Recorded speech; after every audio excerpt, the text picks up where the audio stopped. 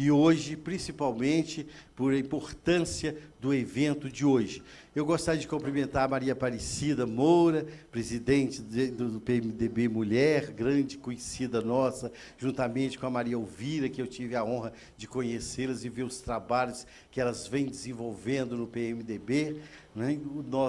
O atual presidente do PMDB, né? Nosso grande amigo. Desculpa, eu esqueci seu nome agora. Presidente do PMDB?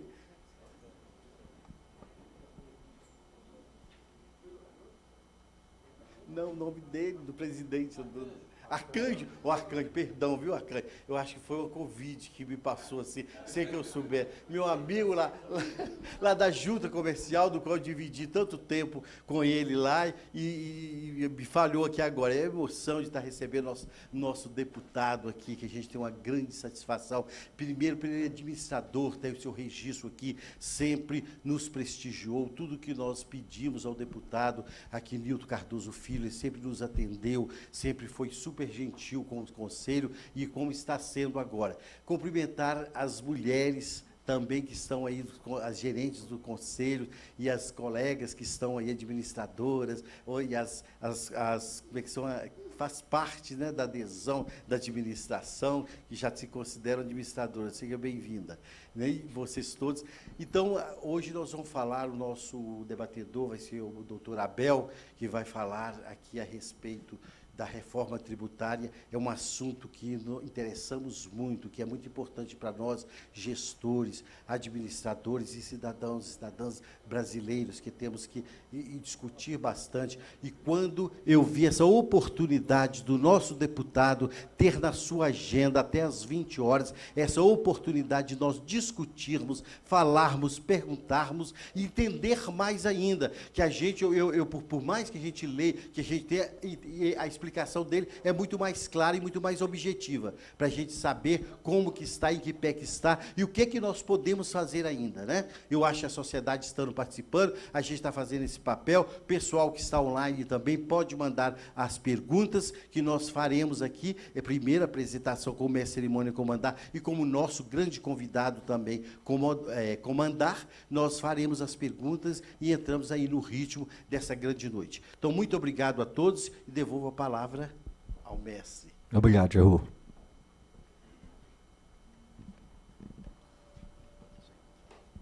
Nós agradecemos também a participação dos que nos acompanham pelo canal do YouTube CRAMG Oficial e convidamos a todos para marcarem em suas agendas os dias 4, 5, 6 de outubro, né? Vocês serão nossos convidados para a 28ª edição do Encontro Brasileiro de Administração EMBRA. Em 2023, Belo Horizonte será sede do maior evento de administração do Brasil, que terá como foco a disruptividade da profissão. Acompanhe, então, em nossas redes, né, do CRAMG, que será o organizador do evento, para se inscreverem. O lançamento será em breve. Então, save the date, 4, 5 e 6 de outubro, vem aí o EMBRA. Hoje, o tema abordado será a reforma tributária. Informamos que aqueles que quiserem realizar as perguntas, né, ao palestrante poderão se manifestar por meio do formulário que foi deixado nos assentos. Gentileza entregar à equipe, né, a Carol ali ao fundo e o Leandro, as perguntas através do formulário, que ela será repassada ao mediador, Dr. Abel.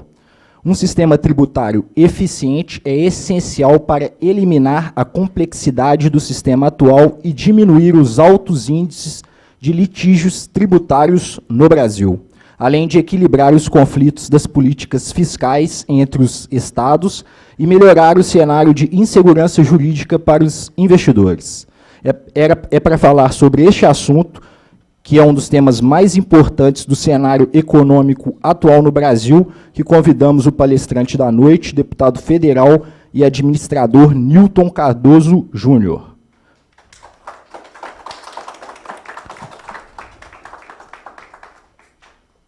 Nilton é presidente do MDB Mineiro e faz parte do grupo de trabalho que discute a reforma tributária na Câmara dos Deputados. Ele tem trabalhado pelo desenvolvimento dos municípios, com foco no crescimento da economia e na geração de emprego e renda. No Congresso Nacional, defende a redução de impostos e apoia projetos e propostas importantes para o país, principalmente nas áreas de educação, saúde, recursos hídricos, agricultura, segurança pública, infraestrutura e desenvolvimento regional. Deputado federal reeleito para o 3º mandato, é coordenador da reforma tributária na Frente Parlamentar da Agropecuária. Boa noite e obrigado. Vou passar para lá, eu posso ficar aqui, como é que é melhor? Como é que é o ideal? Perdão, senhores, nós temos que convidar o mediador. Convidamos o assessor jurídico do CRAMG, doutor Abel Chaves Júnior, que fará a mediação do debate, a quem passamos a palavra para uma pequena introdução sobre o tema. Obrigado. Boa noite. Quero saudar a todas, a todos, cumprimentar também nosso deputado federal, Nilton Cardoso Júnior, uma honra tê-lo aqui conosco. E, inicialmente, eu quero apresentar aqui algumas distorções a respeito do nosso sistema tributário, apenas para poder realmente ajudar aí o deputado nas suas considerações. Então, eu fiz aqui uma apresentação com uma análise sobre as distorções políticas, sociais e econômicas do nosso sistema tributário brasileiro. Políticas, porque a distribuição do recolhimento de tributos no Brasil se dá na seguinte proporção, mais ou menos. A União fica com 70% da arrecadação, os estados com mais ou menos 25% e sobra os municípios 5%. Acontece que nós vivemos nos municípios e não nos estados nem na União. São eles que sabem da nossa demanda, e é um fato, e tal fato não afrontaria o Pacto Federativo estabelecido na Constituição Federal de 88. Além disso, há resistências de caráter regional, partidário e de diferentes setores produtivos do Brasil, todos com ampla representação no Congresso Nacional, o que dificulta a aprovação de uma reforma tributária no país. Porque há distorções sociais. As bases econômicas dos tributos no Brasil são sobre o consumo, a renda e o patrimônio, como todos nós sabemos. Os tributos incidem pouco sobre a renda e o patrimônio, e tem uma alta incidência sobre o consumo, porque todos pagam independentemente da sua condição social. Segundo fontes da Receita Federal, a tributação sobre a propriedade no Brasil ocupa a 20ª posição entre os países, e a renda a 30ª. Enquanto 168 países adotam apenas um único tributo sobre o consumo, o Brasil adota 5, PIS, CONFINS, IPTU, ICMS e ISS. Por que distorções econômicas? A arrecadação tributária equivale a mais ou menos 35% do nosso PIB, com arrecadação em torno de 1,5 trilhão de reais ano. E esse valor é distribuído entre os entes da federação. Mas, apesar da alta carga tributária, a sociedade não conta com o esperado retorno por parte do Estado. O Brasil ocupa o 1º lugar na América Latina na arrecadação de tributos. Países como a Suíça, Canadá, Japão e os Estados Unidos possuem uma carga tributária menor que a nossa. Países como Alemanha, Portugal, França, Suécia e Dinamarca possuem uma carga maior que a do Brasil. O tempo gasto por uma empresa de porte médio para o pagamento de tributos é de 1.500 horas. Nos Estados Unidos é de 175 horas, na Dinamarca é de 132 horas.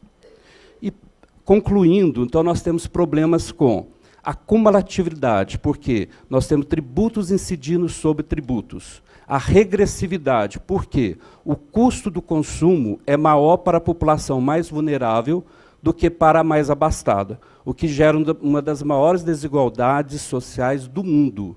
Complexidade. Empresas não crescem e não há geração de empregos. Segurança. Quando se propõe a modificar, extinguir ou criar, gera-se enorme incerteza com uma malha legislativa tributária complexa e de difícil entendimento e cumprimento, que é pior. Segurança jurídica para as pessoas, para nós brasileiros e também para as nossas empresas. Então, devemos nos procurar simplificar e facilitar a cobrança dos tributos para destravar a economia e impulsionar o crescimento do país e a geração de empregos. Então, nesse sentido, agora eu passo a palavra para o nosso deputado para poder fazer a sua apresentação. Muito obrigado, doutor Abel. Muito boa noite, gente. Boa noite a todas, boa noite a todos, boa noite a quem está nos acompanhando através do YouTube, através das redes sociais do CRA. Antes de mais nada, eu agradeço ao nosso presidente Jeú pelo convite, ao Arcanjo Pimenta, que é o nosso presidente do MDB aqui em Belo Horizonte. Agradecer aqui uma presença especial da nossa querida presidente do MDB Mulher, que é a Aparecida Moura, uma grande empresária, mulher de muita fibra, grande amiga nossa de longa data. Temos aqui a presença conosco de 2 vereadores do município de Fronteira, lá no Triângulo Mineiro, nosso querido Zenildo e Ricardo, que estão conosco aqui também participando, conhecendo um pouquinho da história do CRA, que é, para nós, casa, eu pelo menos assim considero, presidente Jeú, porque comecei o meu pensamento na administração quando eu tinha 10 anos de idade. Meu pai um dia perguntou: meu filho, o que você quer estudar? Eu falei: pai, eu quero ser administrador. Então, eu tenho um pouquinho de tempo já com esse sonho e comecei muito cedo na faculdade, na Católica, lá no prédio 14. Fui aluno da professora Neuza Satuf Rezende, do professor Sabino, e concluí o nosso curso em 2000. E de lá para cá, acho que todos os anos tenho contribuído para o registro nosso, né, profissional, com o CRA 31729. Não sei que altura que está hoje aí, mas o meu é dessa data, né? Não sei se é bom ou ruim falar isso, né, gente? Antes de mais nada. E, ao longo da minha atividade privada, minha carreira como profissional na área do agronegócio, na área da indústria, e também um pouco no comércio imobiliário, nós tivemos a oportunidade de ter uma experiência muito grande com o direito tributário, com a dificuldade, né, de você, todo mês, recolher uma guia de imposto. Para quem é empresário sabe que tem que ter receita, tem que estar com o caixa, né, positivo para aguentar e suportar o peso da tributação no nosso país, que não é fácil. Então, nesse sentido, eu falo com a experiência de quem, ao longo, né, de mais de 20 anos depois de formado, que participa e acompanha atividades em diversos ramos onde a administração é fundamental, mas também, desde 2015, eu comecei uma atividade no Congresso Nacional como deputado federal eleito e tive a oportunidade de enxergar por outra ótica, que é a ótica de quem recolhe os tributos, é a ótica de quem processa as leis e cria a legislação brasileira tributária. E não tenham dúvida, é o sistema mais complexo de tributação do planeta Terra. Nós não estamos falando de um sistema tributário ruim, estamos falando de um sistema tributário complexo. Por que não é ruim? Porque a tecnologia, o investimento que tem em digitalização, em colocar a Receita Federal, pelo menos, e os órgãos acessórios para funcionar, é muito grande. Os profissionais que lá existem são muito competentes. E eles conseguem arrecadar. Pode observar que, ao longo dos anos, nós nunca tivemos, a não ser em pandemia, que foi um caso muito pontual, uma situação que o mundo parou, mas, fora isso, o Brasil nunca teve queda em arrecadação. Desde 1988, a nossa Constituição, que foi a última vez que nós pudemos falar de reforma tributária, foi a única reforma tributária, de fato, que aconteceu no país até hoje, onde nós simplesmente acrescentamos o S ao Imposto sobre Circulação e Mercadorias, passando a ser o ICMS. Foi a única reforma tributária que tivemos, e de lá para cá a arrecadação nunca caiu. Então, o nosso país é competente para arrecadar, porque ele sabe que também, por outro lado, tem uma economia muito forte. Onde é que está o problema? O problema está justamente na divisão dos recursos, na complexidade do sistema, que tem uma gama imensa de espécies de tributos para, né, pesar em cima desses quase 35% de tributação, doutor Abel, que nos carregam. Acho que eu vou sentar também, eu vou ficar aqui olhando mais perto de vocês. A câmera está boa para lá? Mas esses quase 35% de carga tributária, eles representam, de fato, essa gama enorme de tributos e que é mal distribuída. Mal distribuída por N motivos. São 3 fontes de arrecadação: imposto sobre tributação sobre a propriedade, tributação sobre a renda e tributação sobre o consumo, como o doutor Abel muito bem colocou. Essa reforma tributária que nós estamos discutindo hoje na Câmara dos Deputados, uma discussão que começou há muitos anos, mas de 2019 para cá, que de fato colocou-se uma meta de escolher um texto e produzir uma mudança relevante na tributação, que foi a chamada proposta de emenda à Constituição número 45. É a PEC de autoria, inclusive, do nosso presidente nacional do MDB, que é o deputado Baleia Rossi, meu colega de bancada, e que propunha a unificação da grande maioria dos impostos sobre o consumo. Então, a gente só está mexendo na tributação sobre o consumo, nesse momento. Nós não estamos trabalhando, alterando nada na tributação sobre a renda e nada na propriedade. Até uma sugestão, um ajuste ali naquele seu texto, você mencionou IPTU, na verdade é IPI. O IPTU vai continuar um tributo destinado aos municípios, à arrecadação dos municípios e sobre a propriedade. Então, são 5 tributos que nós temos hoje na nossa economia que arrecadam a grande totalidade dos tributos sobre o consumo. O ICMS, que é um tributo que é de arrecadação estadual, o ISS, que é um tributo de base muito limitada, que é sobre serviços, atividades de serviços de arrecadação direta para os municípios, e outros 3, que são o IPI, Imposto sobre Produtos Industrializados, e o PIS e a COFINS. O IPI ele é incidente sobre a produção de bens industrializados no país, ou importados.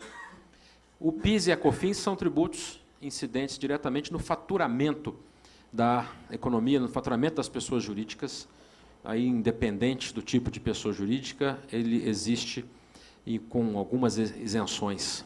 Mas você pegando esses 5 tributos, você tem essa arrecadação que atinge aproximadamente 40% de toda a arrecadação tributária do nosso país. E esses 40%, na verdade, representam 1 trilhão e pouco. É 40% da nossa arrecadação nacional. Essa representatividade é muito alta. Nos países que compõem a chamada Organização para a Cooperação e Desenvolvimento Econômico, a OCDE, esse percentual costuma ser equivalente a 22%, 25%. Ou seja, não se tributa muito o consumo nos países da OCDE. Dá para comparar com o Brasil? Isso? Dá. Um pouco. Mas, ao mesmo tempo, a realidade do Brasil é diferente por conta das distorções que temos de distribuição de renda, de realidades regionais, onde a necessidade de aumentar um tributo sobre o consumo e promover um benefício fiscal para trazer investimento, trazer geração de empregos, trazer empresas e negócios para essas regiões, impõe essa mudança, essa regulagem, né, no disco de arrecadação. Então, a tributação sobre a renda nossa, sim, de fato, ela ainda é pequena, ela é de uma base que pesa em cima da pessoa física hoje, um pouco também sobre a pessoa jurídica, que é uma das mais altas do mundo, 34%, se você somar, né, o imposto de renda mais a contribuição social sobre o lucro líquido, e, de fato, uma tributação que o consumo acaba sendo maior representatividade. Mas isso gera um caos, um verdadeiro manicômio. A gente vive, quem tem negócio no Brasil, vive de camisa de força. Porque você precisa fazer, no mínimo, 20 obrigações acessórias para você contribuir para esses 5 tributos. Não sei quantos cadastros e registros nas páginas ou nas autarquias municipais, onde arrecada o ISS. Um livro de normas, como o ICMS, que tem 500 mil palavras, só o de Minas Gerais. Quem tem uma atividade no Brasil que funciona em todos os estados, tem que lidar com quase 10 milhões de palavras de regulamentos de ICMS em cada estado. Isso não existe, isso é inviável. Um tributo de base simples, simplesmente incidente sobre mercadorias, ele tem quase que um ICMS para chamar de seu para cada produto que existe no Brasil. Isso é algo realmente inconcebível. Nós temos a regulamentação do IPI, que também é completamente absurda, de tanta complexidade que ela tem. É um imposto complexo porque tem o imposto de retenção na fonte, tem imposto que causa até em empresas que têm qualquer problema de não pagar o IPI, gera até processo criminal, dada a complexidade dele. E o PIS e o COFINS, que também é um tributo que, diferentemente, é arrecadado em escalas desde quem tem lucro real até quem no lucro presumido, no simples, só não incide para os MEIs. Então, é uma tributação muito complexa. É um número muito grande de obrigações acessórias. E o que é essa PEC 45, que começou a ser discutida no Congresso em 2019, passou o período da pandemia junto com uma outra proposta, que era a PEC 110, que criava um regime diferente, não juntava esses 5 tributos, mas ela criava um regime parecido, e acabaram que as duas foram unificadas no ano de 2021 e sendo discutida como um único tema. Parou por conta do período eleitoral e agora, no início do mês de março, nós constituímos um grupo de trabalho, do qual eu faço parte. A coordenação é do deputado Reginaldo Lopes, a relatoria do deputado Aguinaldo Ribeiro, e a minha responsabilidade no grupo, além de tratar dos temas mais diversos da economia no que tange à tributação, é o setor de agropecuária, que é a minha responsabilidade objetiva na construção do texto. Então, nós montamos esse grupo em início de março, que prevê, agora sim, uma discussão mais ampla, uma discussão que pegamos todo o conhecimento que já reunimos desses 2 temas tratados na PEC 45 e na 110 e montamos uma nova legislação, estamos construindo um novo texto. A ideia é, de fato, unificar os 5 tributos em um só, fazendo o que chamamos de imposto sobre valor agregado. É o tipo de imposto que vai ser criado. É aquele imposto que parte de uma premissa que é fundamental, que era a premissa originária que nós queríamos quando nós tivemos a Constituinte, em 88, na criação do ICMS. É o tributo não cumulativo. É aquele tributo em que todas as operações numa cadeia produtiva geram crédito para a cadeia seguinte e sendo exigível apenas a tributação no final da ponta. Na ponta final, ou seja, para o consumidor final. O tributo não cumulativo tem essa característica. Ele preza pela desoneração da cadeia produtiva, desoneração de investimentos e a cobrança final em um único momento, que é no consumidor. Mas nós não conseguimos implementar essa condição de não cumulatividade plena pelo regulamento, pela lei do ICMS atual, por conta da terminologia, por conta da interpretação. A interpretação causou uma situação em que o ICMS ele gera crédito. Vamos dar um exemplo aqui de uma empresa que fabrica suco. Ele tem uma embalagem, tem ali a fruta, tem ali o açúcar, uma tampa plástica, para simplificar. Ele compra a fruta, compra a embalagem, compra a tampa para fazer o invase do suco. Todas essas compras deveriam gerar crédito de ICMS, naquilo que tem ICMS. Olha só, né? Tem a fruta, não tem, a embalagem já tem, a tampa tem outro tipo. E a energia elétrica que é usada nessa fábrica, que liga a máquina que vai invasando aquela embalagem, a energia elétrica da fábrica gera crédito. Mas a energia elétrica do escritório, onde o dono da empresa, ou o diretor, ou o gerente está olhando para a produção lá na tela do computador, essa energia elétrica não é passível de creditar na linha de produção. Isso é um fato dos mais complexos que nós temos, é a diferenciação daquilo que pode gerar crédito ou não, é um dos maiores problemas que nós temos na tributação do consumo do Brasil. E isso causa, hoje, um passivo tributário estimado em 9 trilhões de reais. A estimativa era, só na Receita Federal, 3 trilhões. Só na PGFN, em torno de 4 trilhões.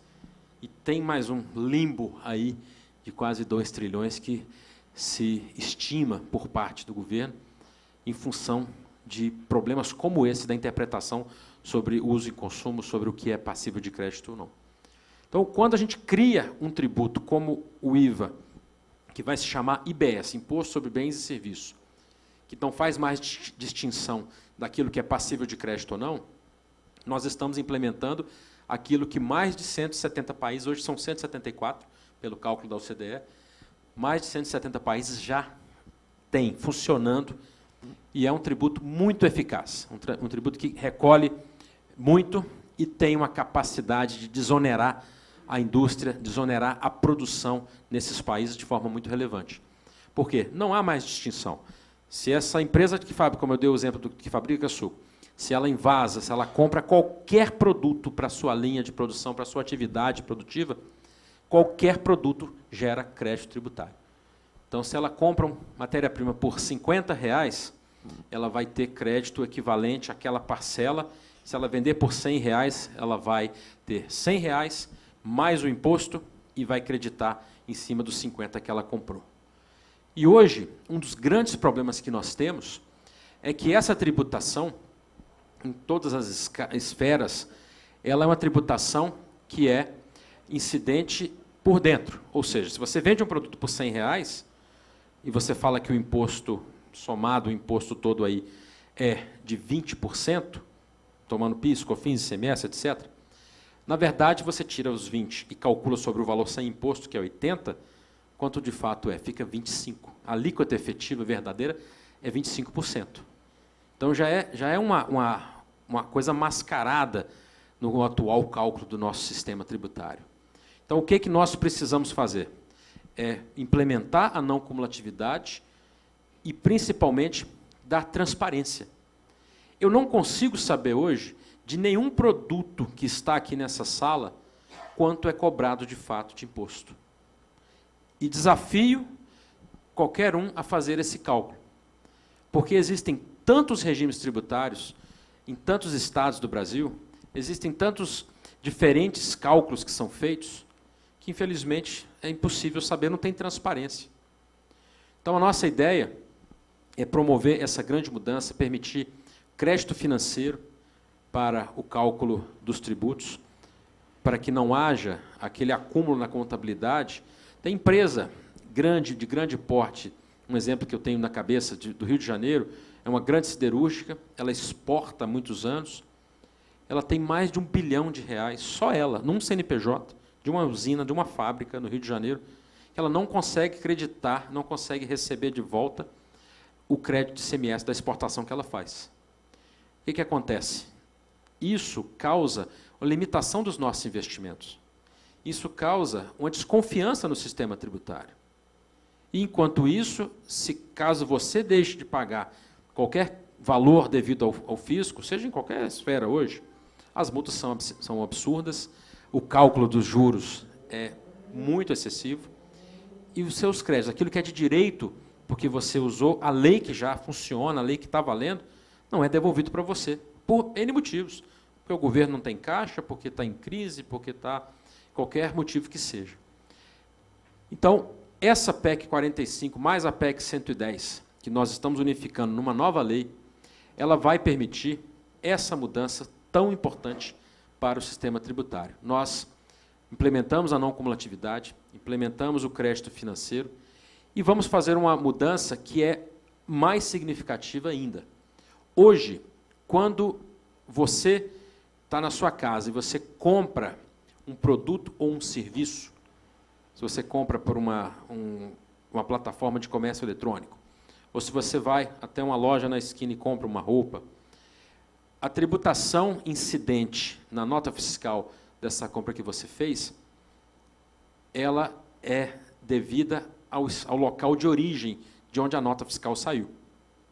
Com a mudança nessa nossa lei, nós estamos mudando o destino como local de tributação ao invés da origem. O que significa isso? Isso significa que, vou usar um exemplo de uma cidade no norte de Minas, muito pequena, chamada Berizal. Alguém conhece, ouviu falar de Berizal aí, no norte de Minas? Já viu Berizal? Já foi lá?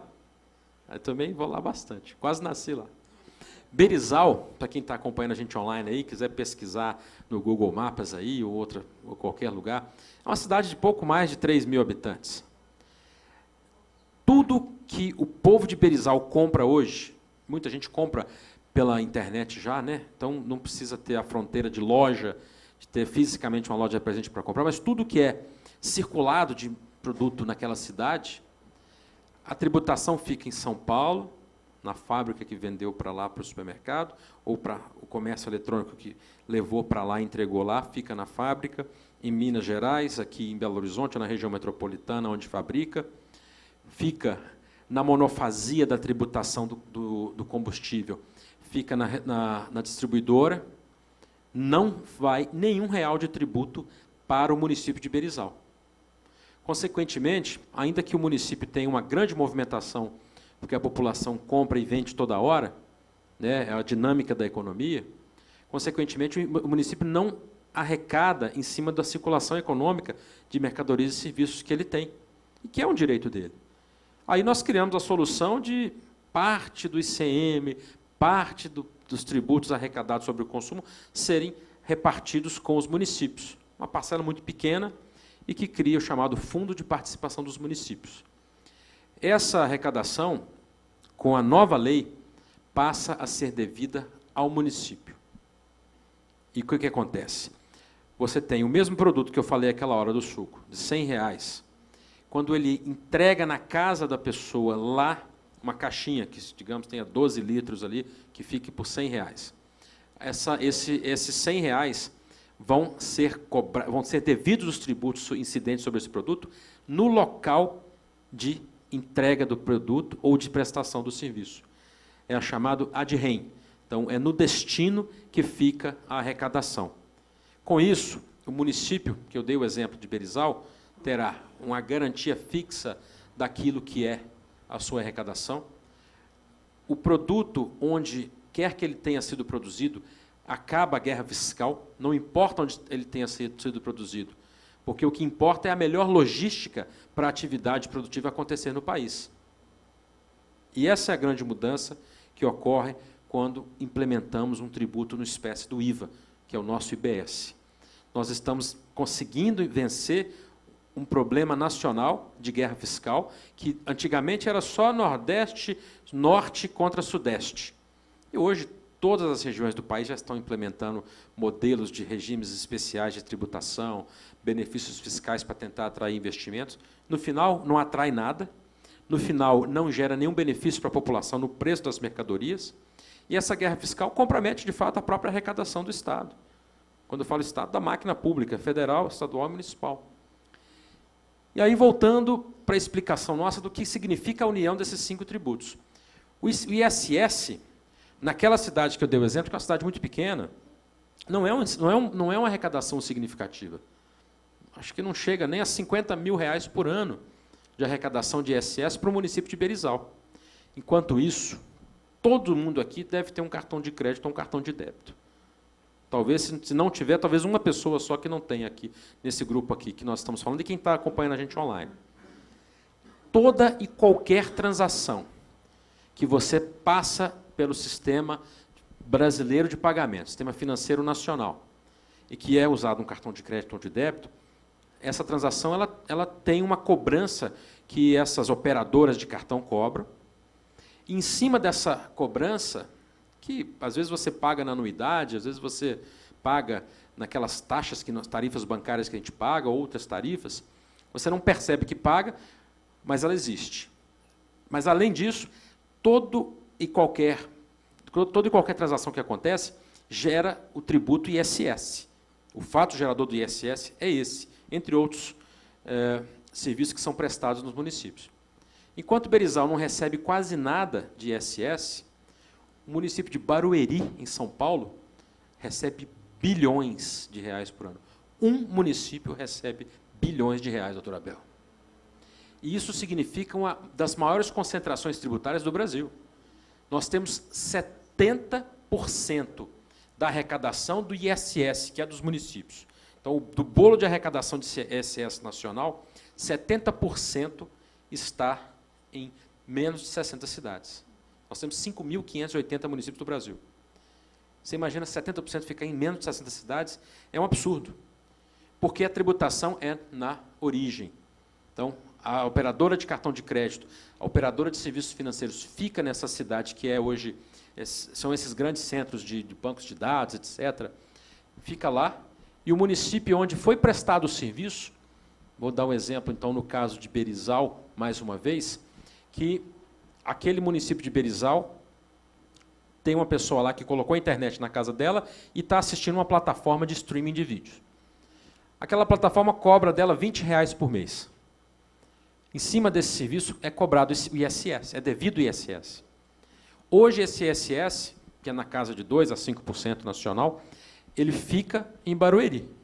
A partir da nova lei, não tem mais o ISS, acaba esse tributo, a gente cria o IBS, e o IBS vai incidir sobre os R$20 da plataforma de streaming que a pessoa está assistindo lá naquela cidade do norte de Minas.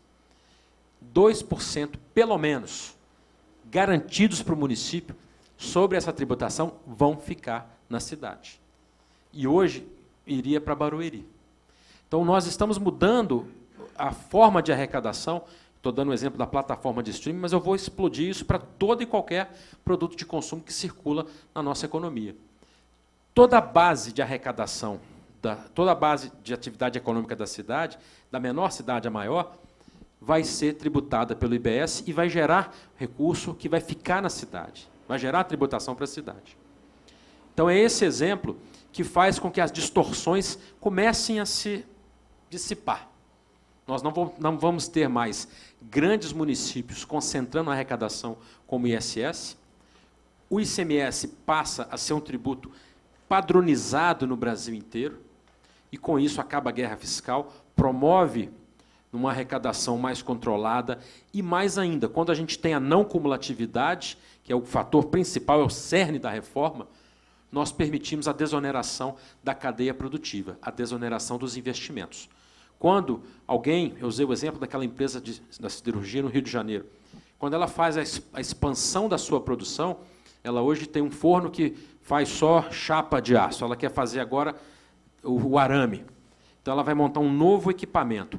Quando ela compra esse equipamento da fábrica que faz ele, esse tributo é crédito imediato para ela.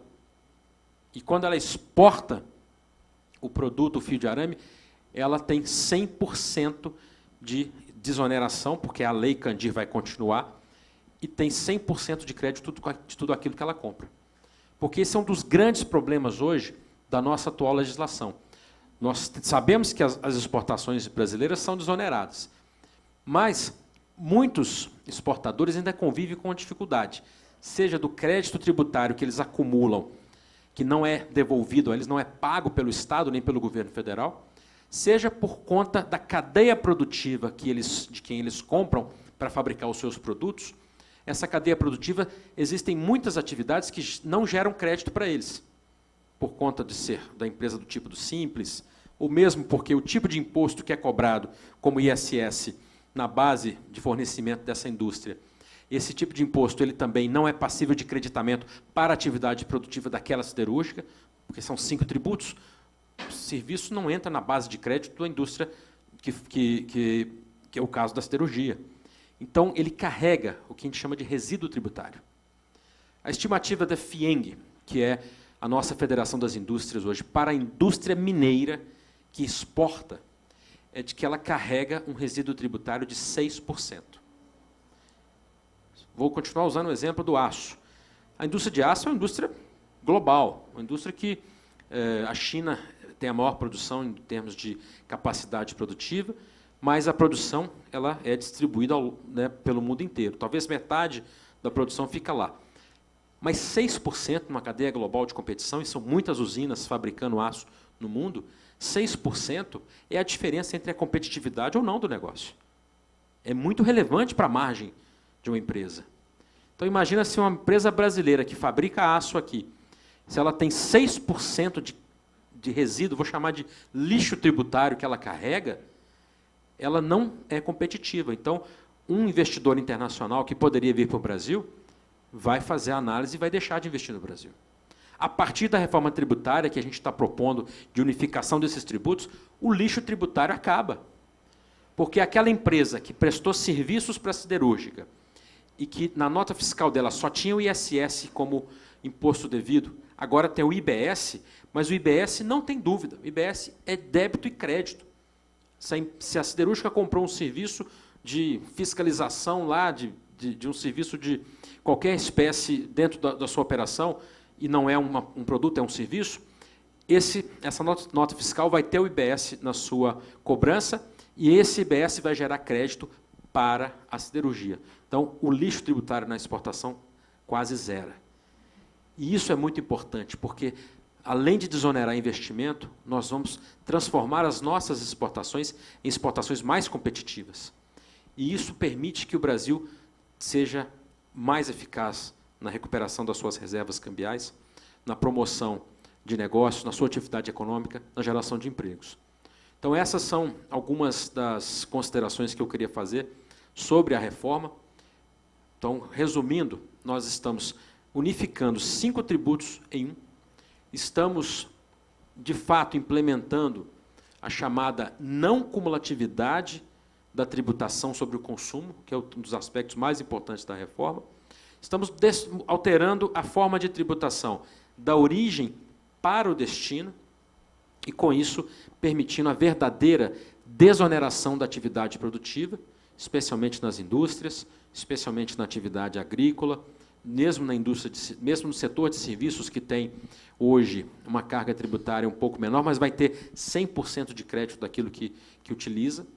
E, com isso, vamos promover uma mudança sem precedentes na nossa economia. E eu queria destacar alguns números, doutor Abel, para poder continuar aqui a nossa fala e abrir a nossa discussão. O Brasil tem, hoje, uma arrecadação, de fato, muito concentrada na tributação sobre o consumo, na faixa de 40%. Mas os 35%, o cálculo da OCDE, onde nós estivemos alguns dias atrás, é um pouco menor, é na casa dos 33%. A cada R$100 de produto interno bruto do Brasil, 33 são tributados. O cálculo da OCDE é 33%, mas a média dos países da OCDE é 34%. Ou seja, a OCDE é formada por países, em geral, mais desenvolvidos, com uma economia muito forte, e é o chamado Clube dos Países Ricos. Mas, independente dessa nomenclatura, o Brasil não faz parte da OCDE ainda, independente dessa consideração, é só para fazer uma comparação, que o Brasil tem um nível de tributação, um nível de carga tributária sobre a nossa economia equivalente a países muito desenvolvidos. E aí que vem a questão, como é que é o contrário, como é que é o gasto público? Não dá para comparar gasto público nominalmente, em percentual de alguma coisa. Então, usamos o cálculo per capita. O gasto público per capita do Brasil, esse aí não é abaixo, nem longe da média, não. É na média dos países mais desenvolvidos do mundo. Por isso que falam que o Brasil tem uma tributação de primeiro mundo, com gastos de primeiro mundo, mas a qualidade dos serviços que vai para a população é que não é de primeiro mundo. E isso causa justamente a discussão mais importante possível, que é da qualidade do gasto. Nós temos um desafio, que é fazer com que os gastos per capita, por exemplo, na educação, que já são equivalentes a países da OCDE, reflitam uma melhor qualidade da formação das nossas crianças e jovens. É o grande desafio que nós temos hoje. Além disso, a máquina pública federal precisa, sim, ser uma máquina mais enxuta. Se nós temos um gasto per capita igual aos países da OCDE, por que os nossos serviços públicos não são da mesma qualidade? Por que as nossas estradas não estão da mesma qualidade? Porque, de fato, é importante ressaltar que há aí mais um aspecto importante da reforma. A nossa economia informal, o que nós chamamos de economia subterrânea, ela é estimada em R$1,5 trilhão de reais por ano. Lamentavelmente, são aqueles produtos que são vendidos sem nota, é aquela sonegação, é a circulação de cigarros, por exemplo, então, para usar um produto na economia. Aliás, um dado interessante para quem quiser saber, no estado de Minas Gerais, a marca de cigarros mais vendida, a número 1, não existe no Brasil. Ela entra pelo Paraguai, entra pelo Uruguai, pela Argentina, não sei quais fronteiras ela entra, mesmo fronteiras portuárias nossas, e circula no estado de Minas Gerais como o cigarro mais vendido. Isso é um absurdo. Essa economia informal, se ela for da ordem de 1,5 trilhão, como se estima, esses são dados do Ministério da Economia, dados de cálculos das universidades federais, como a Unicamp, como algumas entidades que promovem cálculos de tributação mais justa, 1,5 trilhão de reais está deixando de arrecadar para o Brasil 400 bilhões de reais por ano.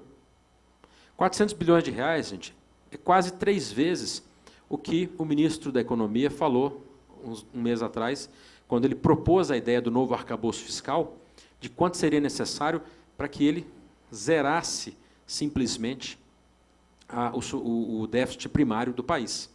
150 bilhões de reais é o que ele está procurando de arrecadação. Você teria condições de receber hoje 400 bilhões de reais por baixo, caso, no atual percentual de carga tributária que temos, o nosso país pudesse ter arrecadação em cima dessa economia informal. E a regra básica da macroeconomia, onde todos pagam menos. Está aqui a nossa ilustre, sempre deputada Maria Elvira. Presidente, muito obrigado por prestigiar aqui esse evento. Maria Elvira, obrigado mesmo. E que também é uma grande professora, né, uma mulher forjada na área da educação brasileira, com um grande legado lá na Câmara dos Deputados.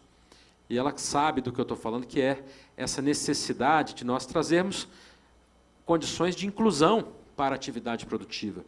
O empresário ele tem que ser estimulado a pagar o imposto, não por multa, não por imposição de penalidades.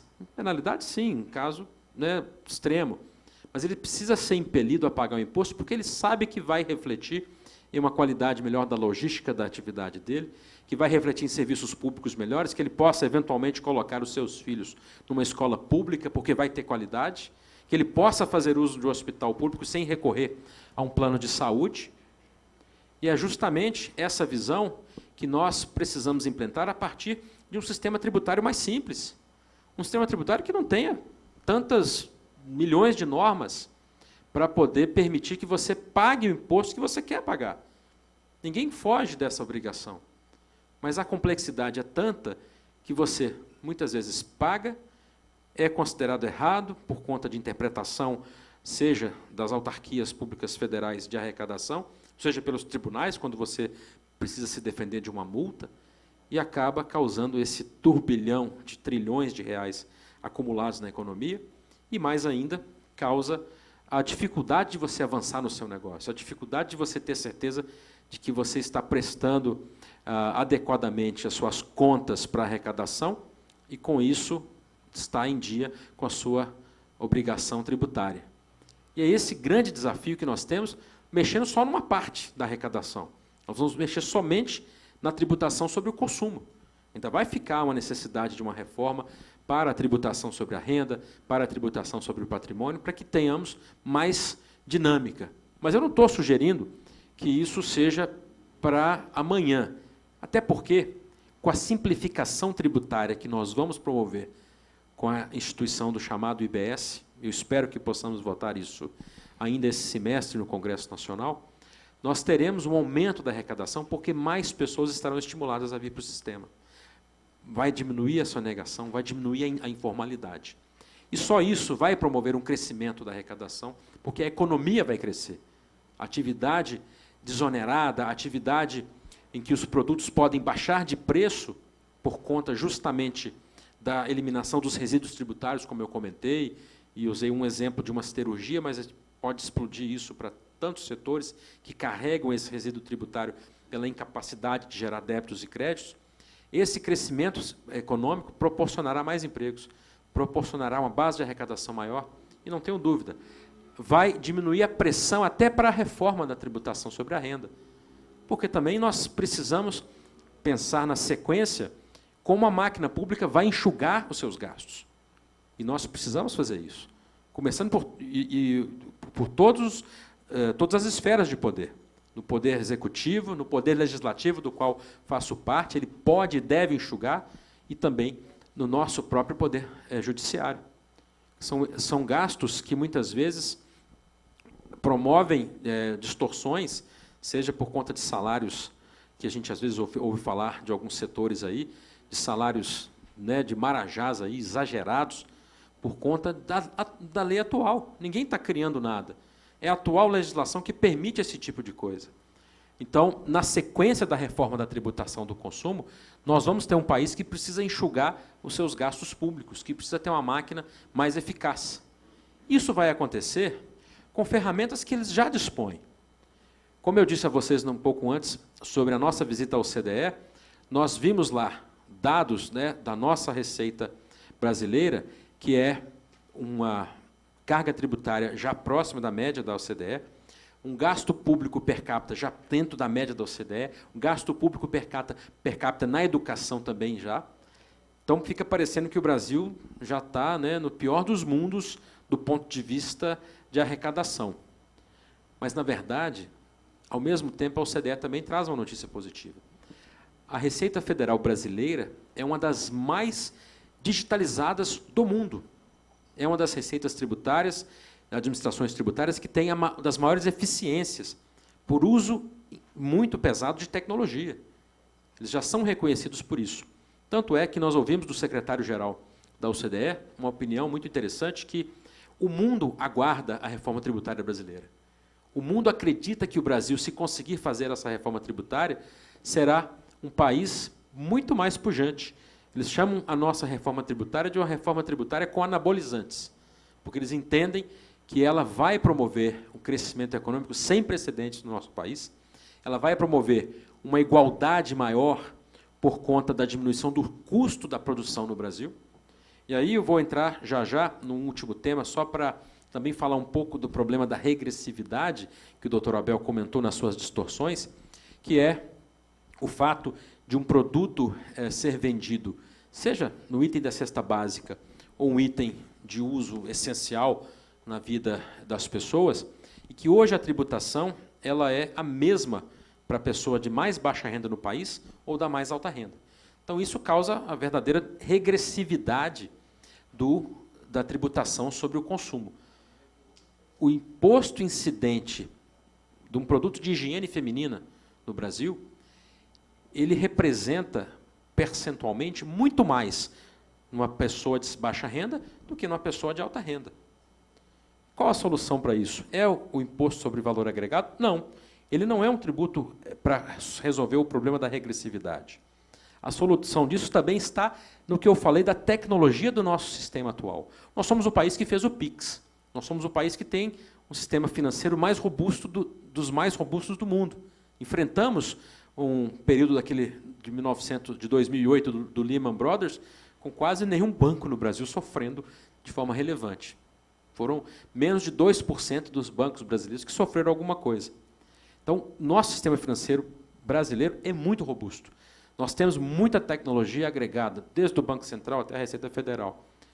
E, ao mesmo tempo, temos um dos sistemas de proteção social, que é o chamado CadÚnico, que faz o Bolsa Família, também dos mais eficazes. Portanto, uma das ideias e uma das propostas que temos dentro do âmbito da reforma tributária é implementar o chamado cashback social, para garantir menor regressividade da tributação. Então, usando o exemplo de um produto de higiene feminina. Aquela pessoa de baixa renda que tem o CadÚnico, que faz uso do Bolsa Família, que tem acesso a todos os programas de proteção social da nossa economia, essa pessoa vai ter condição de receber de volta, usando esse mesmo sistema, aquele tributo incidente sobre o produto de higiene feminina. Então, aquela pessoa de mais alta renda vai continuar pagando o preço cheio com impostos. A pessoa de baixa renda, devidamente cadastrada nos programas sociais brasileiros, poderá receber de volta o imposto e, com isso, equilibrar de forma melhor a distribuição de renda. É um dos aspectos que nós devemos implementar, que a gente acredita muito que pode promover, né, maior igualdade social no Brasil. Portanto, eu queria aqui dizer, para finalizar agora, né, gente, já falei demais aqui, Gil. Eu queria terminar dizendo o seguinte: para quem está aqui como colega nosso, como administrador, ele dá uma sugestão que estude esse tema. Tá? O texto, a minuta do texto da reforma tributária está disponível no site da Câmara dos Deputados, de fácil acesso. Você pode, muito rapidamente, conseguir entender um pouco desse texto, né, um pouco da complexidade que a gente tratou aqui. Mas pensem nisso, nos impactos que acontecerão nas atividades de vocês. Levem isso como um estudo de caso para dentro das empresas, para dentro dos negócios, para dentro dos empreendimentos que vocês têm, e analisem esses impactos. A mudança, por exemplo, no regime do lucro presumido, é significativa. O regime do Simples vai acabar ficando igual, mas muitos negócios aqui, que estão no regime do Simples, podem ter a opção de migrar para o regime de lucro real ou não, a partir da reforma. Então, cada caso é um caso. E eu acredito que é muito a nossa missão. Uma das funções do administrador é ser capaz de prover essa informação para a tomada de decisão, que vai impactar diretamente, né, o resultado dos negócios, que vai afetar diretamente, né, a qualidade dos resultados que vocês têm de compromisso com seus negócios, com as suas atividades, que são tantas famílias, tantas vidas envolvidas nisso. Então, essa é uma das mensagens que eu deixo, além de me colocar, mais uma vez, à disposição do CRA, é um órgão pelo qual eu tenho um profundo respeito, sei da importante contribuição do administrador para a nossa economia, para o nosso país, e estamos lá devidamente defendendo que a nossa legislação respeite e reconheça o administrador na sua função e na sua atividade. Muito obrigado a vocês e estou à disposição para fazer algumas perguntas aí. Deputado, excelente apresentação, e nós ficamos muito agradecidos em saber que nós temos um mineiro lá no Congresso Nacional, né, com tanto conhecimento, e não só com conhecimento, mas com esse propósito, né, de fazer essa mudança no cenário brasileiro para a salvaguarda da nossa sociedade, né. Nós precisamos, as nossas empresas precisam ter essa mudança e realmente a gente viver num país bem melhor, né, e também resolver principalmente a questão da desigualdade social e respeitar os princípios constitucionais tributários previstos na Constituição Federal, entre eles o da isonomia, mas também o da capacidade contributiva, né? Porque esse é o nosso dever de casa, que já está lá na nossa Constituição desde 1988 e que nós ainda não implantamos. Mas agora eu vejo que nós já temos um mineiro lá no Congresso Nacional com muito conhecimento, muito mesmo, e também com esse propósito, né, a favor aí de todos nós brasileiros. Eu tenho aqui algumas perguntas, eu vou unificar algumas aqui. A primeira é a seguinte: considerando as resistências de caráter regional, partidário de diferentes setores produtivos do Brasil, todos com ampla representação no Congresso Nacional, o senhor acredita que o governo conseguirá fazer uma reforma tributária sem afrontar o pacto federativo com a melhor distribuição dos tributos entre os entes da federação? Muito bem, excelente pergunta. É de se destacar, primeiramente, que eu falei isso de forma breve, mas eu queria ratificar. O compromisso que nós temos na reforma tributária é de manter ou diminuir, não aumentar a carga tributária brasileira. Manter para que tenha neutralidade e diminuir porque alguns setores poderão se beneficiar da redução do impacto da tributação na sua atividade em função do regime da não cumulatividade. E isso, de fato, gera um problema entre setores da economia que são hoje beneficiados por diversos tipos de incentivo fiscal. Existem 5 grupos de pressão que nós entendemos que precisam de um tratamento diferenciado, de fato, na economia brasileira, e outros, apesar de terem obtido esses benefícios fiscais, talvez possam absorver até uma tributação maior, não porque vai aumentar a carga, mas porque vão nivelar entre todos e manter a chamada neutralidade agregada. Quais são esses 5 setores? Transporte público, saúde, educação, a agricultura e alimentos.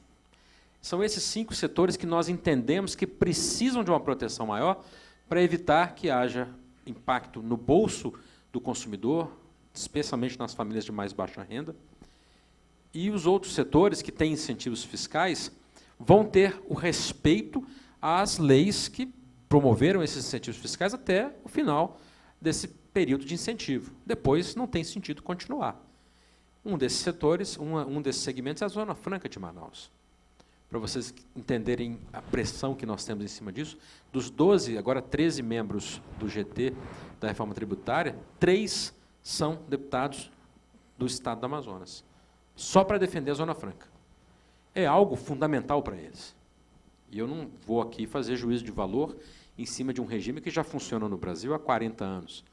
Tem mais 50 anos de previsão de Zona Franca. E esse, se tiver mantido e preservado, eu acredito que é um obstáculo a menos para a aprovação da reforma. E a distribuição dos recursos, ela tem uma vantagem. Hoje, os estados que têm só o ICMS como arrecadação principal da tributação do consumo, esses estados que promovem os benefícios fiscais por incentivos, redução de base de cálculo, regime especial de tributação, etc., esses estados passarão a ter uma arrecadação garantida.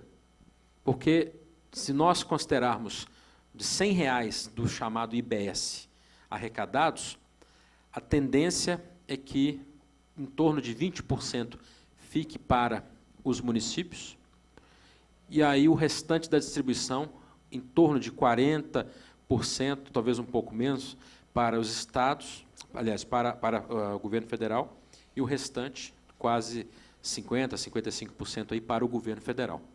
Então, para os estados, perdão. Então, vou repetir para ficar claro. De R$100 arrecadados do IBS, em torno de 40% ou 40 unidades monetárias ficarão para o governo federal. Em torno de aproximadamente 40 a 45, aí vou ajustar esses números aí para o governo do Estado, é a maior parcela de arrecadação, e o restante para os municípios. Então, essa distribuição ela é igual.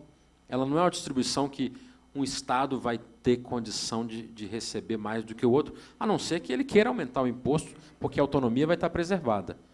Mas eu acredito que, como estímulo à atividade econômica em que não se tributa mais na origem e sim no destino, o Estado que colocar que for destinatário de um produto, que tiver um tributo muito alto, a população não vai conseguir comprar nada. Vai ter que sair do Estado para comprar em outro lugar. Então, não é um cenário de briga fiscal mais.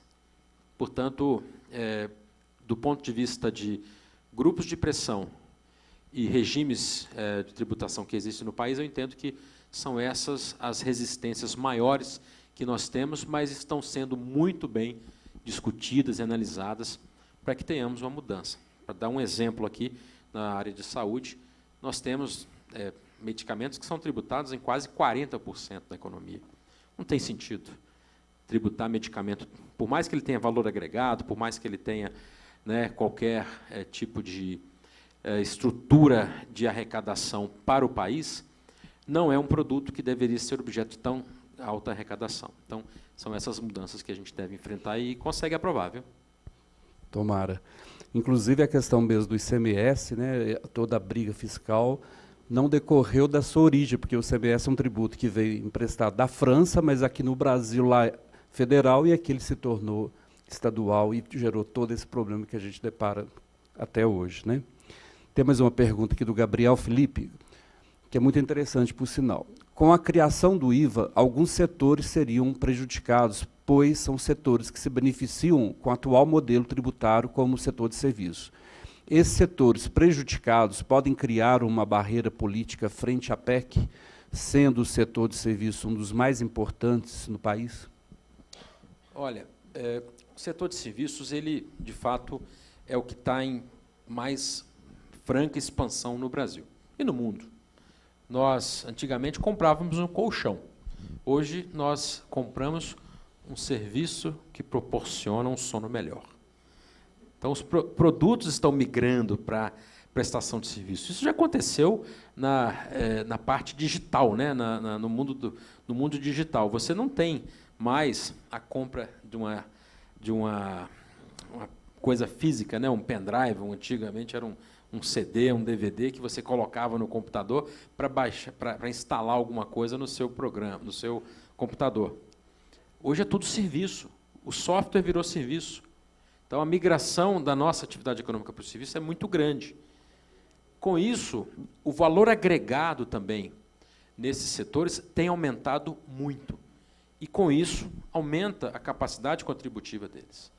Mas, diferente do atual sistema, em que os serviços no Brasil são tributados, na sua ampla maioria, só pelo ISS, também o PIS e COFINS, claro, eles hoje não têm condição de utilizar nada na estrutura de custos dessa operação, dessa atividade, como crédito.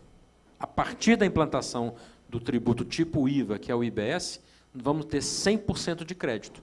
Então, uma empresa que só presta serviços, ela vai poder utilizar a água, a luz, o telefone, todos os gastos dela com a prestação de serviços como crédito tributário da sua atividade. E isso deve, na melhor das hipóteses, deve, pelo menos, equilibrar um pouco e diminuir o impacto de eventual aumento de arrecadação ou de tributação em cima desse segmento. Ok. O administrador Jouber Fidelis, que também é conselheiro aqui do CRA, faz a seguinte pergunta. Sempre que a sociedade escuta falar em reforma tributária, a expectativa é de redução dos impostos. A curva de Laffer nos mostra que, a partir de uma certa altura, aumentar os impostos implicam na redução da arrecadação. O senhor acredita que já atingimos o ponto máximo dessa curva? Eu vou usar um exemplo que eu falei aqui, né, de que nós temos no Brasil o cigarro. A marca mais vendida de cigarro não existe em Minas Gerais.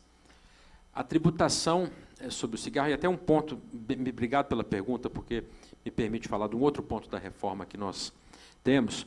A tributação sobre cigarros, tabaco, no Brasil, ainda é uma tributação menor do que todos os países da América Latina, né, e bem menor do que a tributação média da OCDE. Isso é um disparate. Isso mostra que nós temos ainda distorções.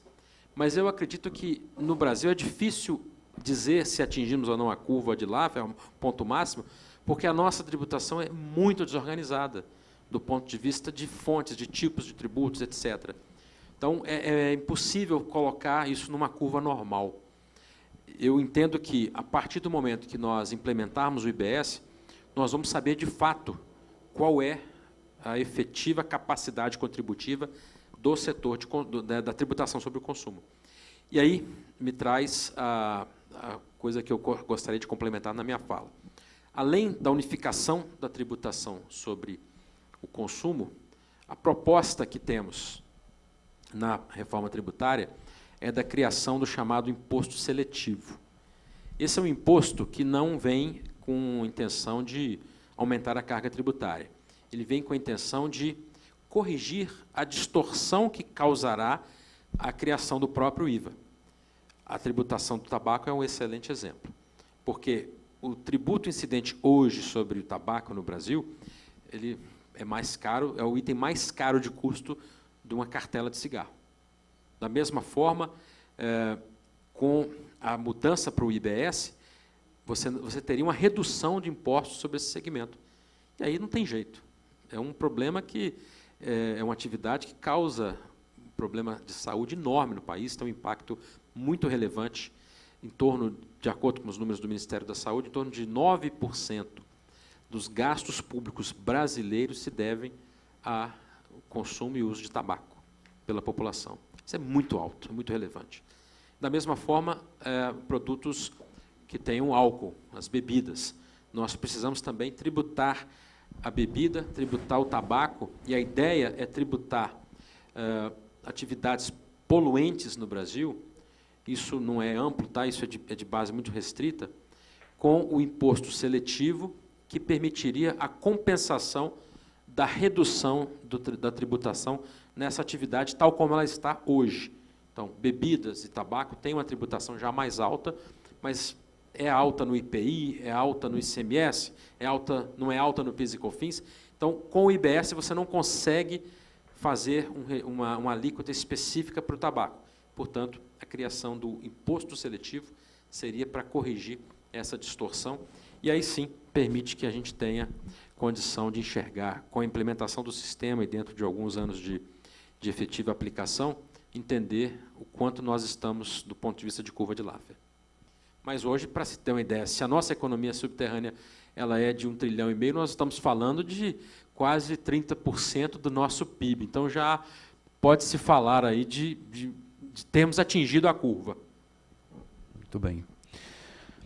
O Ivandorim Mourão, é administrador também, ele quer saber o seguinte, porque eu refiz um pouquinho a pergunta dele, porque o Brasil não limita tantos tributos e cria uma legislação única para criar o IVA, né, como muitos países já fizeram, como a Austrália, os Estados Unidos, Canadá, Venezuela. Atualmente não há transparência na tributação brasileira. Exatamente, é o resumo de tudo que a gente falou aqui hoje. A proposta de emenda à Constituição que vai criar a reforma tributária deve caminhar nessa linha. Nós vamos, na tributação de consumo no Brasil, unificar a quase totalidade dos tributos. Vamos promover transparência, porque o tributo não vai mais ter o seu cálculo embutido, como é hoje, no caso de qualquer produto. Aquele exemplo que eu dei de um produto que tem 20% de tributação, na verdade, quando você calcula sobre o preço do produto sem o tributo, vira 25%. Então, a partir de agora, com o IBS, nós vamos ter um produto que vale 100 e tem 20, para dar um exemplo aqui, essa não é a alíquota efetiva, e tem 20 de tributo. Você sabe quanto está pagando de imposto. E essa é uma das grandes vantagens. A transparência ela é amiga de todos. Né? O melhor desinfetante que tem é a luz do dia, né? A clareza, é poder saber quanto de fato custa um produto. E nós já estamos tendo essa transparência agora também nas notas fiscais, né, deputado? Começando já a demonstrar quanto que nós pagamos de tributos, como acontece lá fora, né? Isso é excelente. É uma lei que nós criamos alguns anos atrás, mas, de fato, ali, numa nota fiscal que você vai num posto de gasolina e abastece R$100 um carro, uma moto, aquela estimativa ali, ela é um verdadeiro chute. Ali não tem qualquer verdade naquele cálculo. Então, por que não tem? Porque os regimes fiscais que acontecem no segmento do álcool, da gasolina, do diesel, e diferentes estados calculam de diferentes formas, aquilo não é o reflexo da realidade. Você só tem condição de fazer isso com o IVA, porque no IVA você vai comprar R$100 de gasolina e mais X de tributo destacado. Você sabe quanto está pagando. Então, essa transparência de verdade virá agora. Ótimo.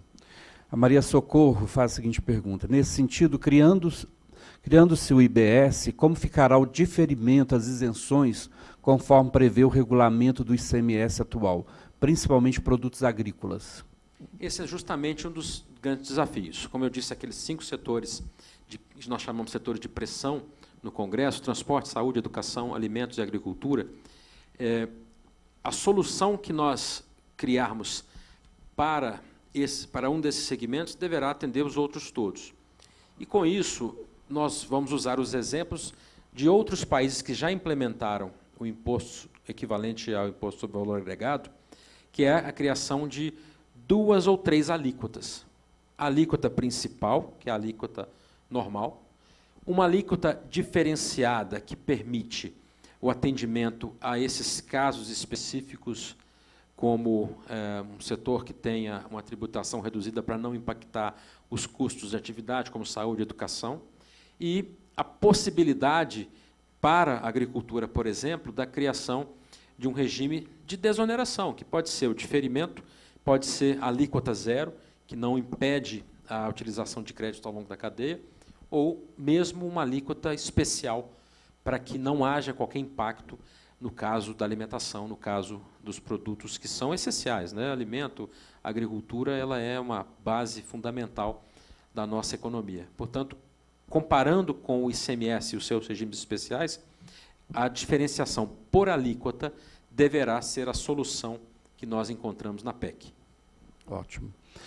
O administrador Rosendo Magela, que também é nosso conselheiro aqui no CRA, quer saber o seguinte: quais são os principais empecilhos que interferem ou impedem a reforma tributária? Quando eu cheguei no Congresso Nacional, em 2015, que eu já tinha a nossa querida Maria Elvira como minha orientadora, eu ouvi de uma pessoa que vocês conhecem muito, pelas notícias não tão boas, o ex-deputado Eduardo Cunha, eu ouvi dele a seguinte afirmação sobre reforma tributária. A reforma tributária não aconteceria no Brasil porque ou São Paulo teria que pagar mais, ou os estados do Nordeste teriam que pagar mais, ou os outros estados, fora esses dois exemplos, teriam que pagar mais. Então, um dos grandes impedimentos sempre foi isso, essa visão de que a regra de benefício fiscal de um e de outro causar essa distorção, essa briga, essa guerra fiscal, e de um Estado, de fato, que é o maior Estado, economicamente falando, da nossa nação, que é o Estado de São Paulo, ele sempre teria que abrir mão. Mas, nos últimos 30 anos, até em função do ambiente político que nós vivemos, e menor polarização lá atrás, mais polarização recente, o Estado de São Paulo quase sempre teve uma gestão, ideologicamente falando, politicamente falando, diferente da gestão nacional. Pode observar, nos últimos anos foi muito assim. Então, ele nunca topou entrar numa discussão sobre reforma tributária para ele perder. E olha que interessante, pela primeira vez, nos últimos 30 anos, pelo menos, ou no mínimo desde que eu cheguei no Congresso, nós nascemos a reforma tributária esse ano, a discussão da reforma tributária, com 3 fundamentais estados da nação apoiando o texto. São Paulo, Rio e Minas. Os 3 governadores, de arrancada, já manifestaram a sua posição favorável. Eu estive pessoalmente com o governador Romeu Zema e ouvi dele o seguinte: eu sei que Minas Gerais, no limite, poderá até perder um pouco em arrecadação, mas eu entendo que ela será compensada pelo crescimento da economia. Então, eu apoio. E, da mesma forma, o governador de São Paulo. E amanhã, o grupo de trabalho vai se reunir no Rio de Janeiro com o governador Cláudio Castro e deve ouvir a mesma manifestação. Então, a maior resistência era isso.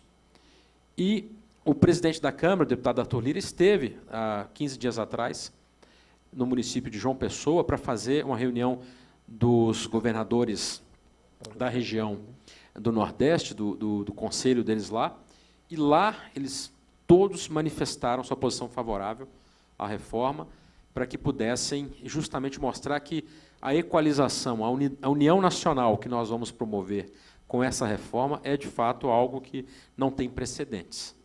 É a maior reforma que nós vamos realizar no Estado brasileiro dos últimos 30 anos. Excelente. Eu quero aproveitar e também cumprimentar a Maria Elvira, que está aqui conosco, que, entre tantas atividades, já foi presidente da MDB Mulher. É um prazer recebê-lo e uma honra também recebê-lo aqui no CRA, Maria Elvira. E quero agradecer pela excelente apresentação, por muito conhecimento. Tenho certeza que nós tivemos uma verdadeira aula aqui, deputado. E, como eu disse, é muito bom saber que nós, mineiros, estamos muito bem representados lá no Congresso e vamos apoiar essa reforma para que o Brasil seja um país melhor e para que nós possamos viver melhor, porque realmente nós temos esse objetivo, né, de viver bem, né? Então, muito obrigado, boa noite. Eu vou passar, então, a palavra para o nosso mestre de cerimônia.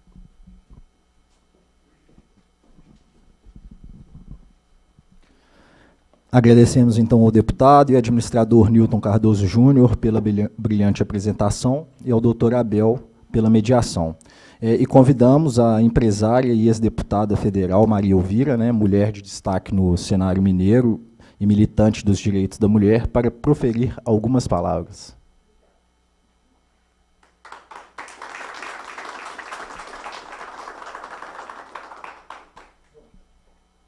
Boa noite para todo mundo.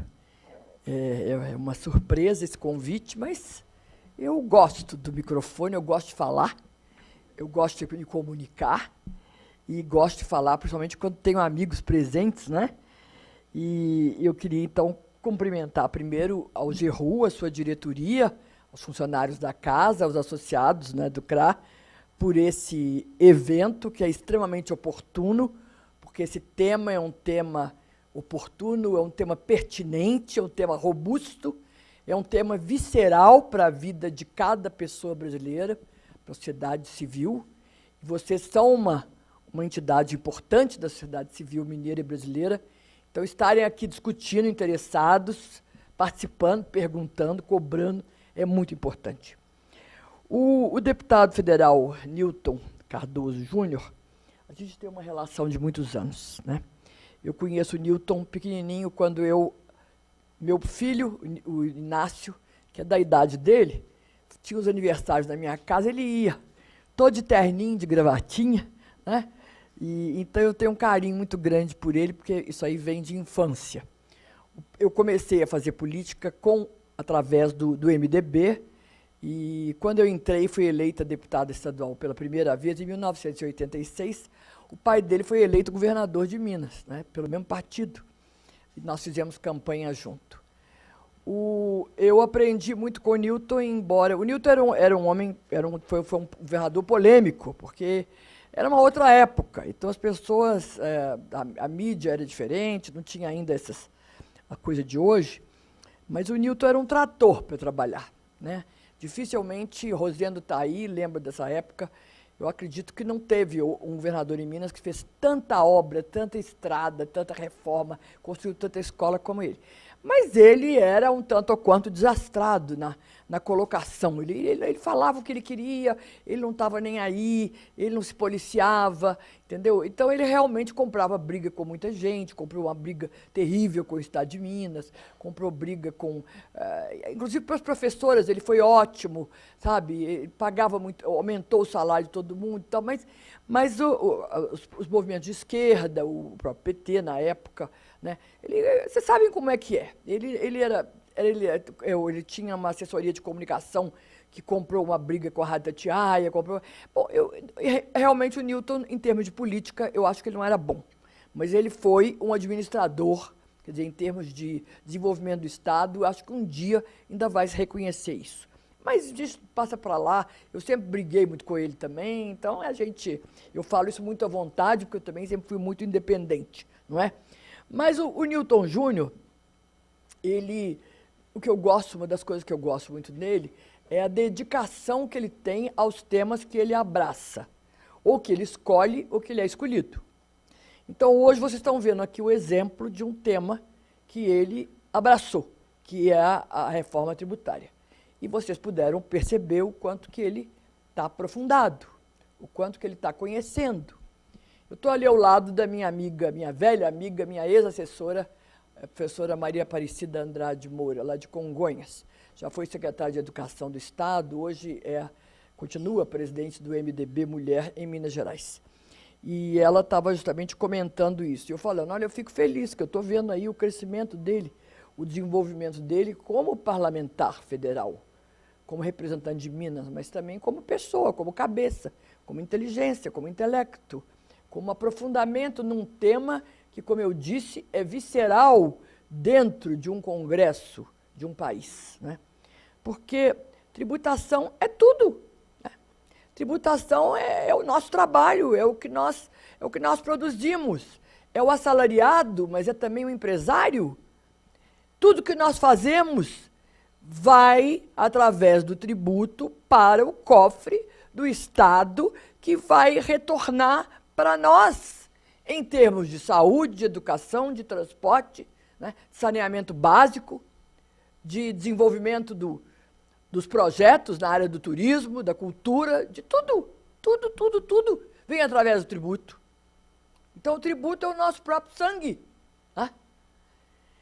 De maneira que esse é um assunto polêmico. E eu aqui tenho um testemunho, porque eu vivenciei isso na minha vida. Durante 16 anos da minha vida. Eu fui empresária durante 12 anos com meus irmãos, com o Colégio Anchieta, depois com a Newton de Paiva, e resolvi entrar no parlamento, na cara e na coragem, né? E eu não entendia nada de política, eu nunca tinha sido filiada a partido nenhum, mas eu era muito feminista, eu defendia as ideias da mulher, a participação da mulher, e consegui me eleger muito bem até, graças a Deus, para a surpresa da maioria, né? Porque eu não era filha de político, eu não era uma mulher de político, eu não era irmã de político, não saí comprando voto à vontade, mas eu tinha ideias, sempre fui muito cara de pau, eu botava um banquinho, eu subia nele e fazia um discurso, entrava dentro do elevador, pedia voto para ascensorista, né? Então, com essa característica, eu consegui me eleger. E não tinha medo de estrada, de poeira, de chuva, de teco-teco, de nada, né? Então, eu me elegi e fui deputado há 16 anos. Quando participei da Constituinte Mineira, né, fui, inclusive, relatora do capítulo de educação, e, modéstia à parte, consegui uma coisa que eu tenho o maior orgulho, né, que foi incluir o ensino de horário integral na Constituinte Mineira. Se hoje vocês veem por aí essas UMEIs todas funcionando, bonitinhas, os meninos de uniforme, comidinho o dia inteiro, foi trabalho, desculpa, hein? 73 anos de idade, da mamãe aqui, que ouviu muito desaforo na época. Muita gente falava assim, essa deputada é louca.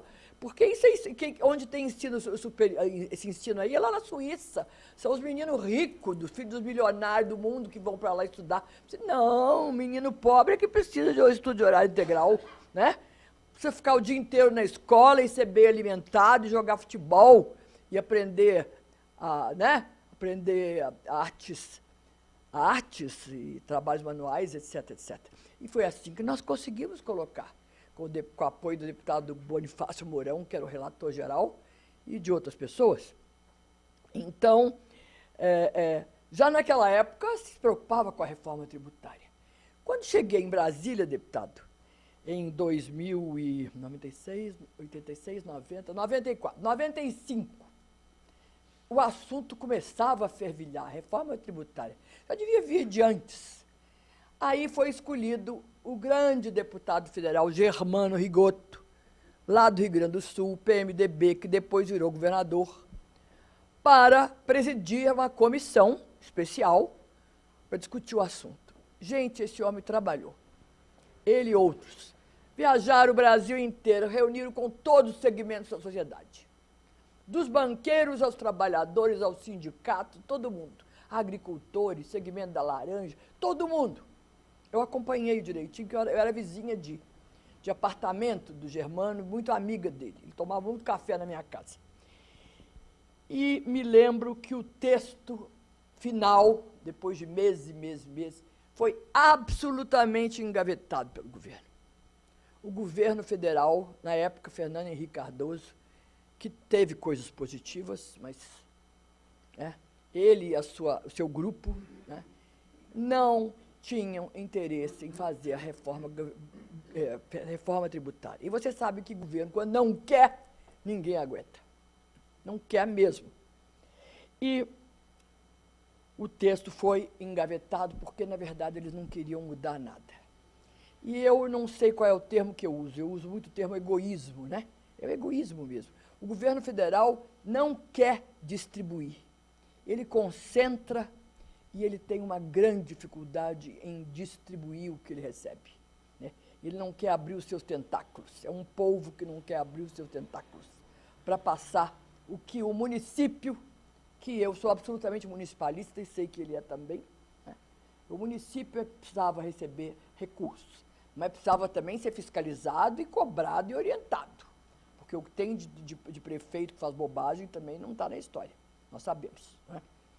De maneira que eu sou uma grande admiradora do Michel Temer, eu sei que você também, porque, inclusive, Michel foi um dos poucos que conseguiu fazer uma reforma aí com a reforma trabalhista, né? Então, vocês imaginam o que ele passou para fazer aquilo. Porque olha como é que esse governo está para poder mexer. E eu, inclusive, no final, quero te fazer uma pergunta. Com relação sobre o Eduardo Cunha, o maior desastre que eu conheço na minha vida. Aquele homem tinha que ficar na cadeia para o resto da vida, porque ele é um desastre. Eu já vi momentos dele, comentários dele, participações dele, em relação a tudo, gente, em relação à religião, em relação à mulher.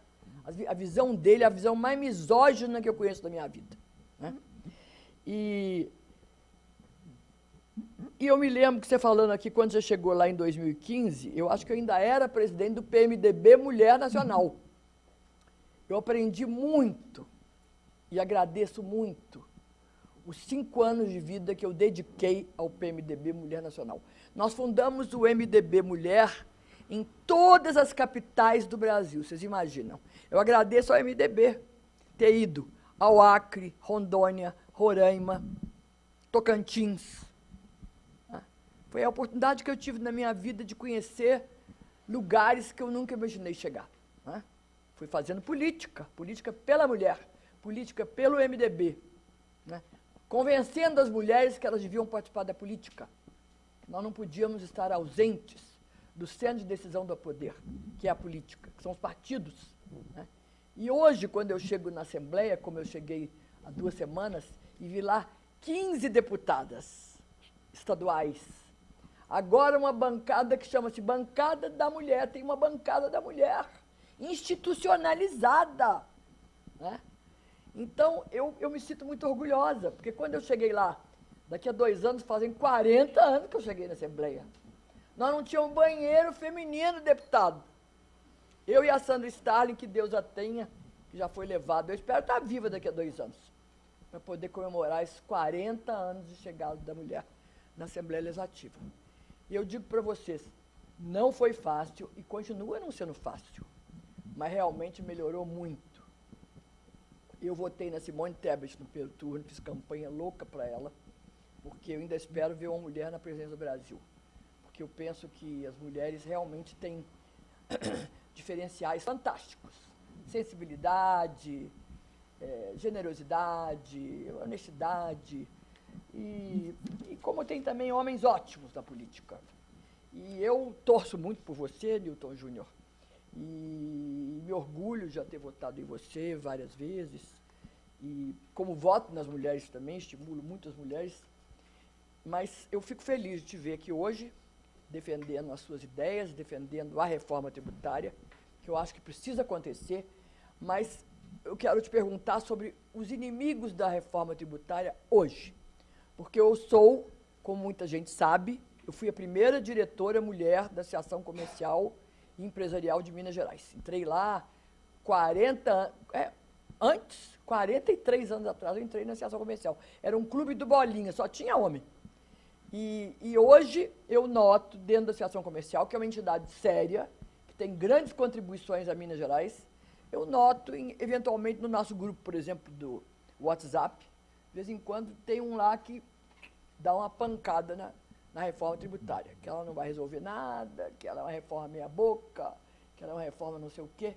Então, eu queria que você terminasse fazendo um comentário sobre esses inimigos da reforma tributária de hoje. Como é que você acha que a gente pode fazer para poder, de alguma certa forma, atuar sobre isso, para facilitar a vida de vocês e para poder esclarecer a sociedade brasileira. Muito obrigado e parabéns, e agradecido pela oportunidade.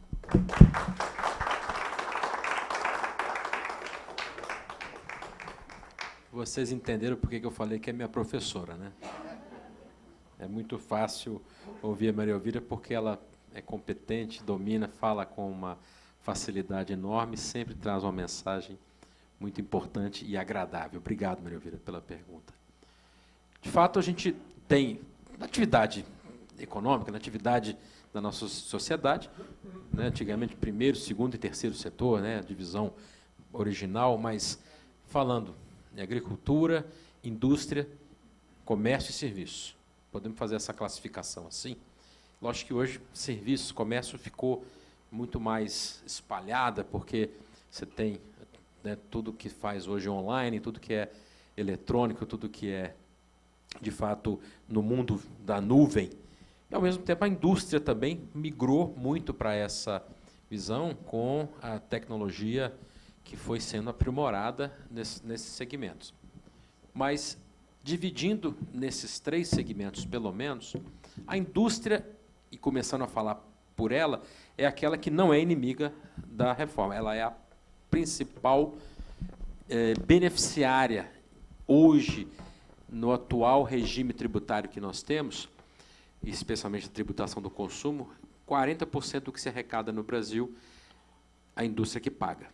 Então, o peso que tem pela falta, como eu disse, da não cumulatividade plena, pelo excesso de resíduo tributário, a indústria acaba sendo o segmento que melhor se adapta à mudança no regime. O segundo, e aí ele é aquele segmento que não é inimigo, mas também não está abraçando plenamente a reforma, é a agricultura. A agricultura no Brasil, comparado com o resto do planeta, é a agricultura que mais avançou no domínio do clima tropical, é a agricultura que mais multiplicou a performance no campo em comparação com qualquer região do planeta Terra, e com um diferencial. Nós nunca tivemos benefício fiscal, incentivo fiscal para o produtor rural brasileiro. Não existe um programa direto de benefício ao produtor rural brasileiro. Absolutamente não existe. O que existe é a desoneração da cadeia. Portanto, se você produz alguma coisa no setor hoje, na agricultura, você tem regimes específicos de tributação em que a grande maioria tem a isenção do ICMS, o ISS não é relevante para o segmento, PIS, COFINS e IPI praticamente existem em pontos da cadeia produtiva desse setor. Então, nós conseguimos fazer do setor agrícola o setor mais eficaz, mais importante da nossa economia hoje, do ponto de vista de exportações, do ponto de vista de contribuição para a atividade econômica, sem benefício fiscal direto. Então, o medo do setor é que, com a reforma, possa chegar uma carga tributária para o segmento, e isso vai acabar afetando do preço do etanol na bomba de gasolina, na bomba do posto, até qualquer produto que a gente consuma nas nossas mesas e também em tantos outros que são essenciais para a vida humana, como o produto agrícola. Mas aí sim, o setor de serviços, se eu posso chamar ele assim, eu não queria chamar ele de inimigo, mas ele é um adversário da reforma. Por quê? Porque o setor de serviços hoje ele tem uma base de creditamento baixa.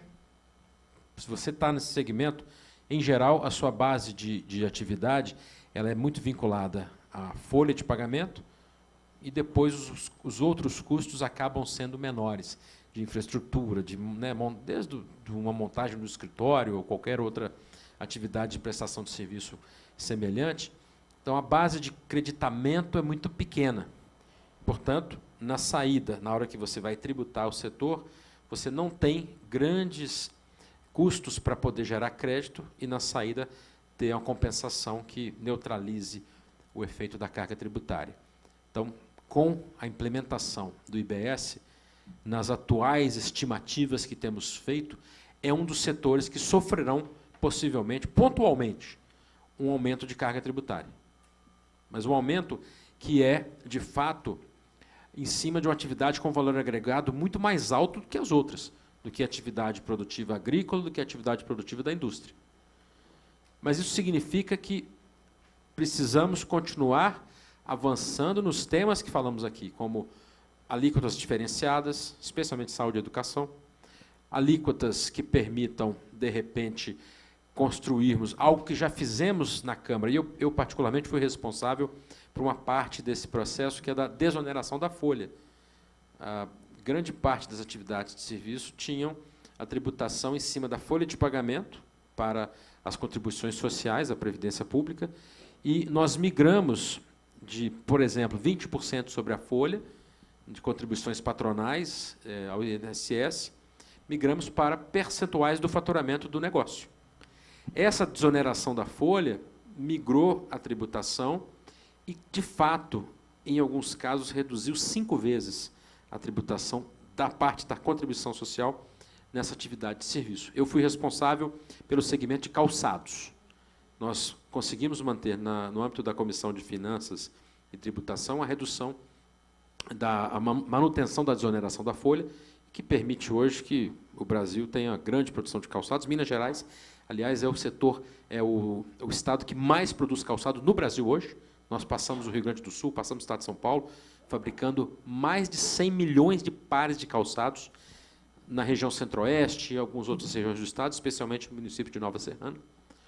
E, então, a desoneração da folha é um mecanismo de proteção para eventuais impactos na carga tributária do setor de serviço, com a implementação do IBS. Então, esse é o ajuste. Se nós pudermos identificar assim que tem algum inimigo, seria esse, e, eventualmente, claro, as administrações tributárias nos estados e municípios são também um ponto de preocupação, porque, imagine-se, não vamos ter mais o ICMS.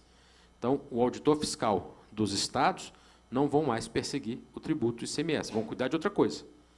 Então, eles acabam ficando contra, pensando que podem perder alguma autonomia com isso. Então, é um ponto de preocupação. Não vejo isso como uma realidade hoje lá no Congresso, mas é uma preocupação que eles trazem, e no sentido muito mais de preservar a autonomia do que, de fato, ser contra a reforma. Obrigado, deputado. Convidamos o presidente Geru de Aguilar para entregar os certificados aos participantes.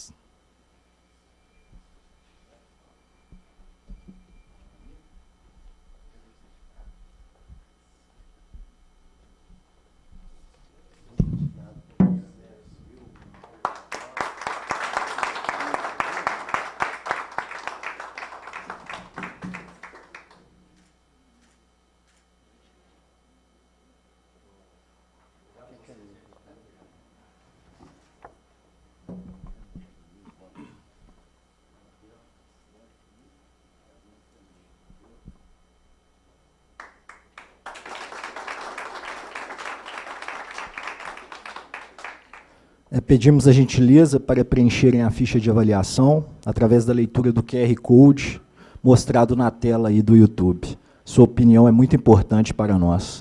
Convidamos também o conselheiro Rosendo Aguilar para proferir e encerrar a noite.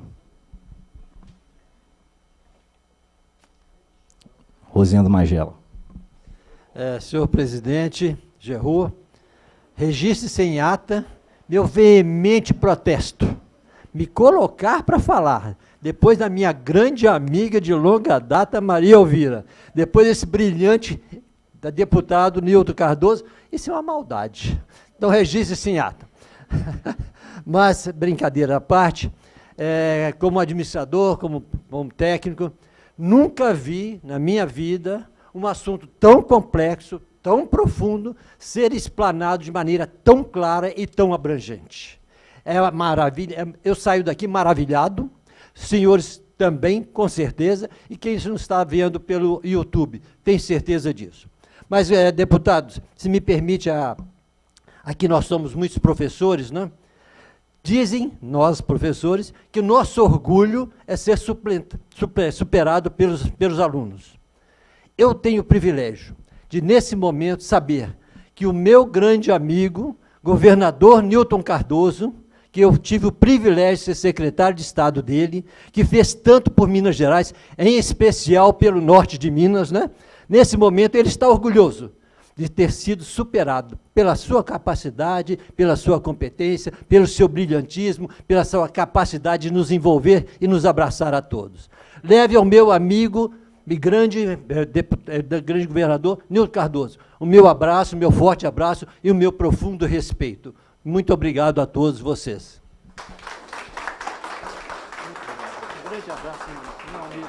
Em nome do CRA, agradeço a presença de todos que fizeram deste um grande momento. Tenham todos uma boa noite, bom descanso.